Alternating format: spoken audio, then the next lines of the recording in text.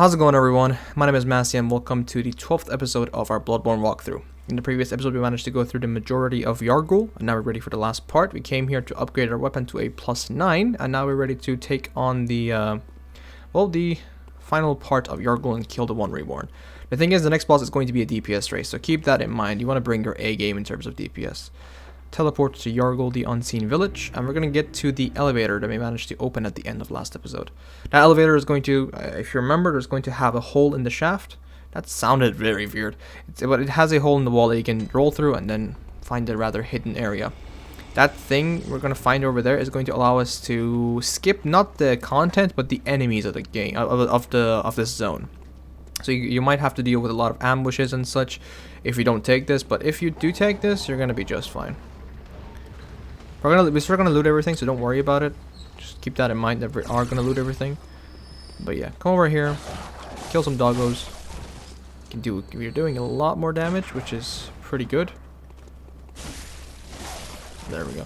So see, that's where we were down there, the last episode. We just made it over here to pick up some stuff, and we're done with it. For now, though, we're just gonna go up and inspect a bath for some reason. There we go. Once you do this, 2 new pathways are going to open up. We're going to go both of them in proper order. Just that the order is not going this way first. If you look to your left, there should be another window open, I guess. And you'll see another one of these handsome guys, I guess, as I like to call them. Very disgusting things. Just going to stay behind it. I would parry them, it's just this is not a good place to fight someone in. It's a very uncomfortable area. Once you're here, what I want you guys to do is just to kill this guy first. Oops.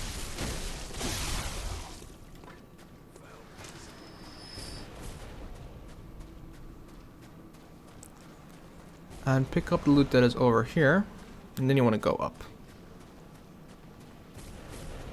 We're being shot at from the bottom by these skull boys. It doesn't matter. We're gonna go down here and kill this guy. I keep feeling I don't know why, but my brain keeps telling me that there's a piece of loot over there, over here. There just isn't. I just always think that there's something behind these. I don't know what they are exactly, behind these wooden things, but they're not apparently. So once you go down here, there's going to be one of these, another one of these disgusting boys. Oh, my thingy missed, unfortunately, but I did land a backstab, which is just as good. Oh, he's almost dead. There we go. Don't really need those. Just pick up one of the better blood gems for now, at least. And what I want you to do is just to go outside and go for that bonfire that you see, not really a bonfire, but you know what I mean. And pick up the arcane lake. After this, you want to just go back inside the building, and you're good to go. There's nothing more down there, so don't worry about it. We're just kind of skipping through the zone a little bit.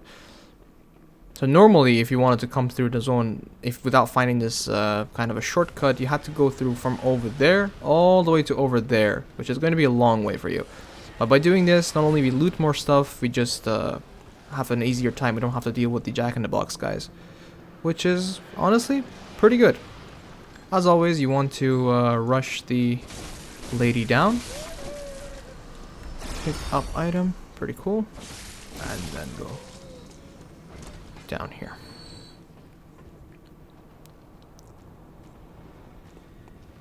Once you're down here, you want to turn left to pick up another Madman's Knowledge, and in front of us, on the other side, there's one more Madman's Knowledge all the way over there. So there's going to be a lot of running here.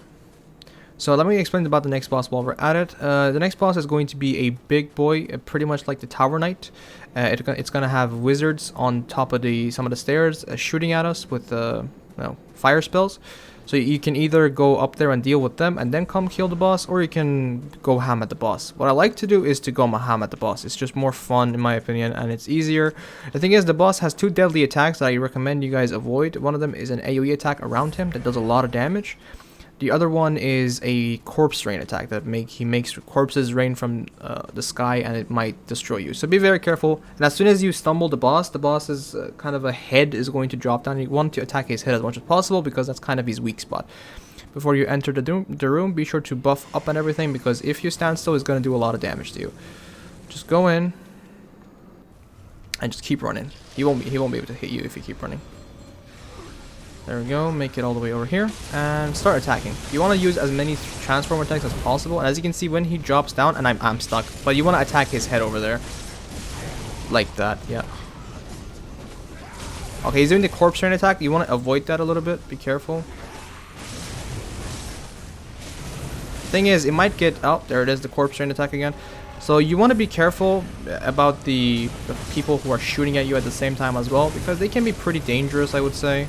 But the thing is, if you try your best to like just roll around after a couple of attacks, you should be fine, and the boss should be dead, as you can see.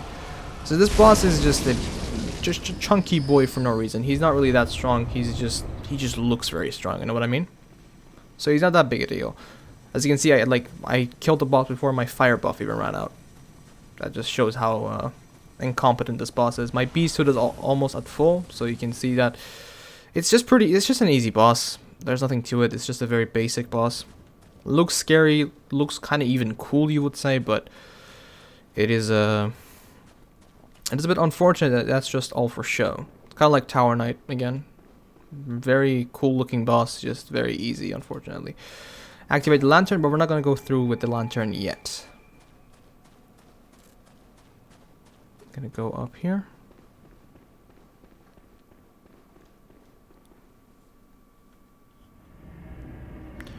When you interact with this, you're going to be teleported to the lecture building, but this time you're going to be on the upper floor, which is you know, the only place left to explore in the lecture building. So be wary of that.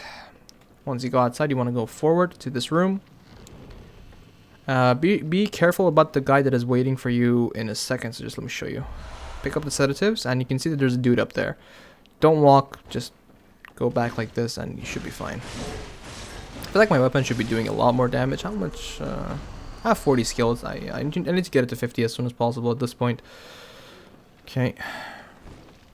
I feel like my charged R2s do a lot more damage. It's just the fact that these things have hyper armor to a very, very high amount, and that's pretty annoying. Like, look, the guy didn't even flinch, and I did all that damage to him. With one hit, I may add.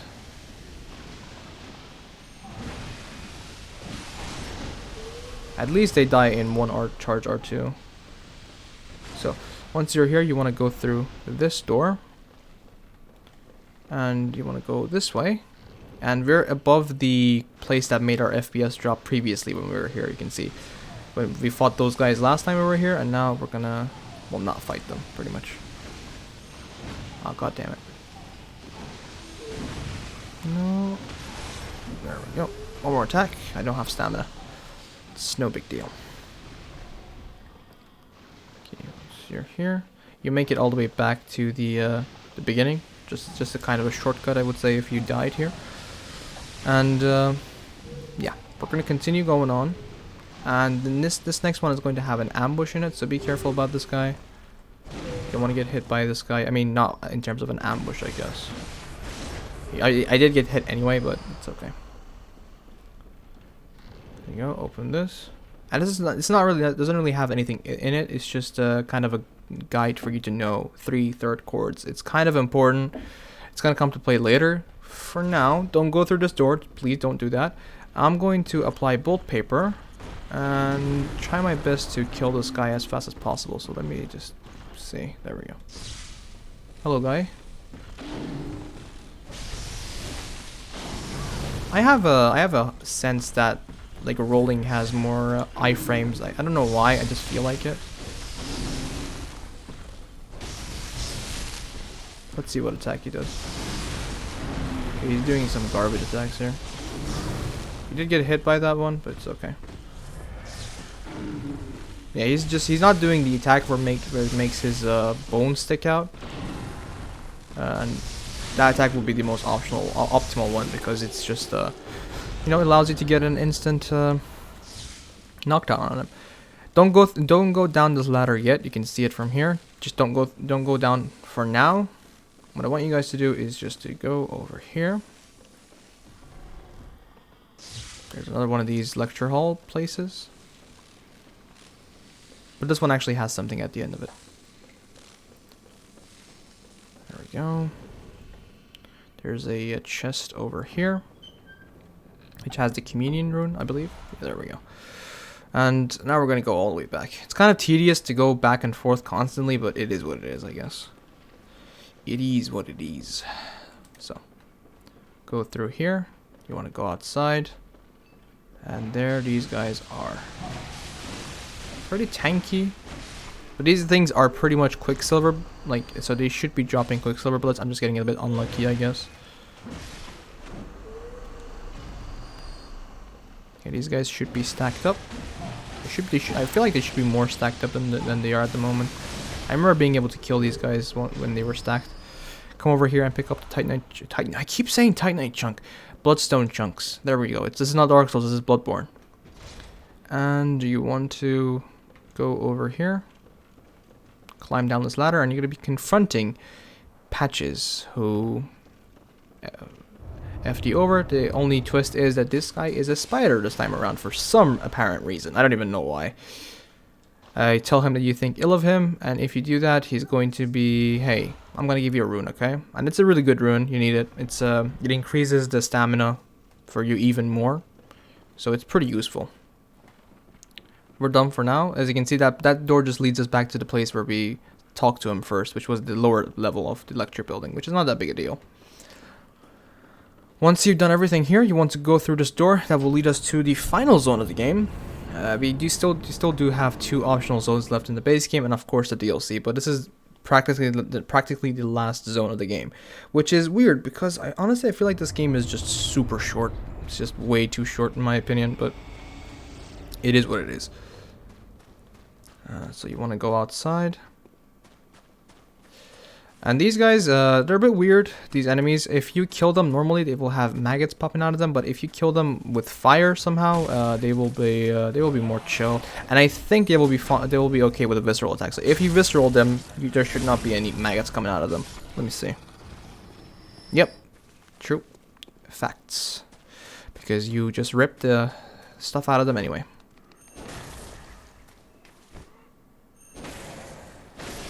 See what we're gonna get some chunks. There we go. Pick up the frenzied cold blood. That thing, we're not gonna be dealing with this zone anyway, so don't worry about that. Just activate this lantern and you should be good to go. You have a lot of souls to spend, so we're just gonna go do that. And we're also gonna go to the, if you remember, we opened up the pathway for Iosefka's clinic a while back when we were in the Forbidden Woods. Well, that's where we're gonna go now. It's pretty important that you go there after the blood moon. You don't want to go there before the blood moon, because if you go there, it's gonna mess up the ending for us a little bit. Welcome home.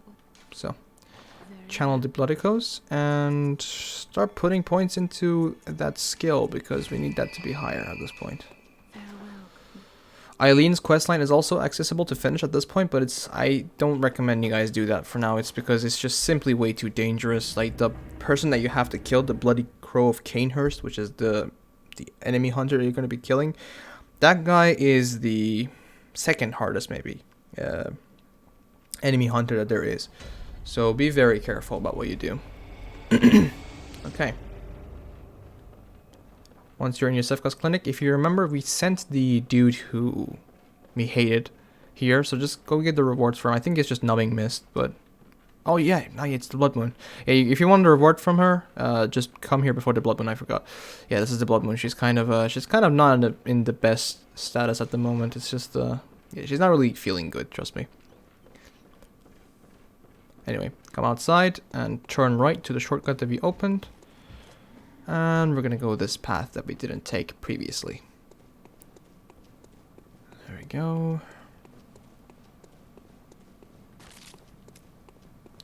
Hello, Mr. Brainsucker. Bye-bye, Mr. Painsucker. Brainsucker.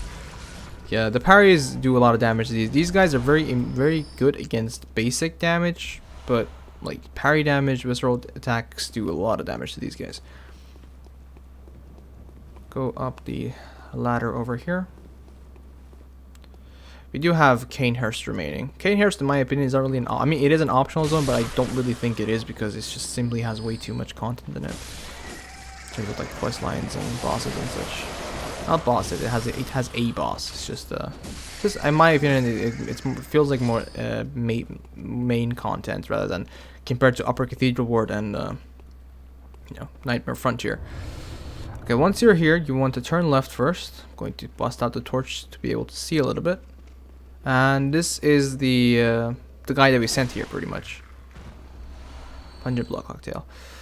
So yeah, this is this guy that we sent. This woman, you can clearly see from the guy that is over here. This woman has been experimenting on them. If you don't know what's going on, if you haven't noticed, this woman that we find here isn't really Iosefka. She also turned Iosefka into one of these guys, which we'll see in a second. Yeah, come over here, and if you come here before the blood moon, she's gonna tell you to go away, and she's gonna be aggressive if you go up. I don't recommend doing this because if you come here after the blood moon, you're able to. She's pregnant.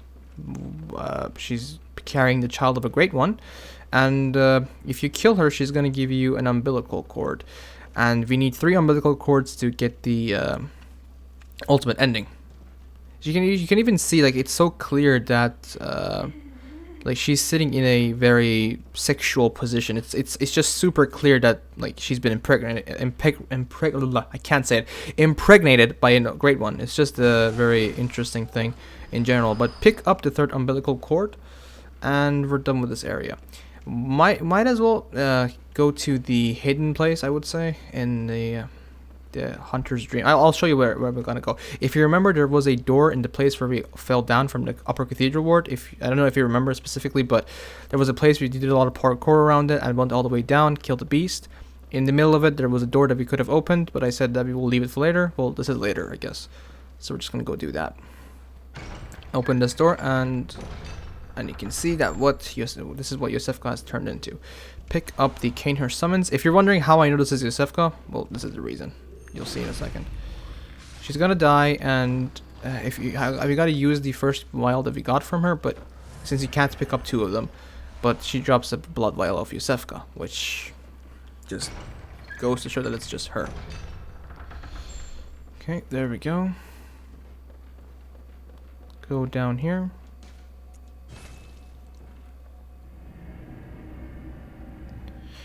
And now we're gonna teleport to the Cathedral Ward. And there we go, Cathedral Ward, and we want to go to the to find ourselves. So we got to do some parkouring. Let's just say it like that. We're gonna be doing parkour. Very, very annoying parkour, I have to say, but it's still parkour. Platforming sections in these games just do not work. The reason they might work in Elden Ring, it's just because. It's just because it has a jump button. Anyway, so after the blood moon, these guys go crazy. If you talk to her, she's gonna give you sedatives, which is cool. That woman is not even gonna talk to you, and she is going to be feeling very pain in a lot of pain, which is gonna come into play much later. For now, all I want you guys to do is just to go and take this elevator to go up, because we're gonna have to do some parkour here.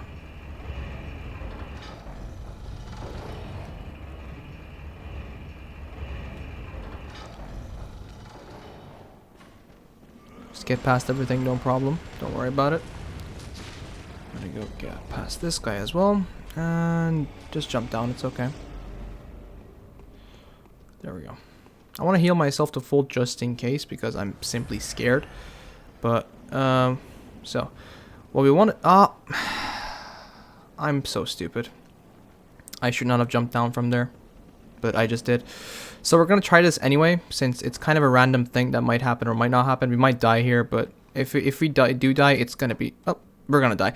It's going to be okay, because the proper way of doing this... I just ran down there because of my autopilot mode, but this shouldn't be the proper way of doing the jump there. I'll show you in a second. And once I'm done with showing you guys, I'm going to go back and pick up my souls. So hopefully I won't lose my souls by dying again. Hopefully.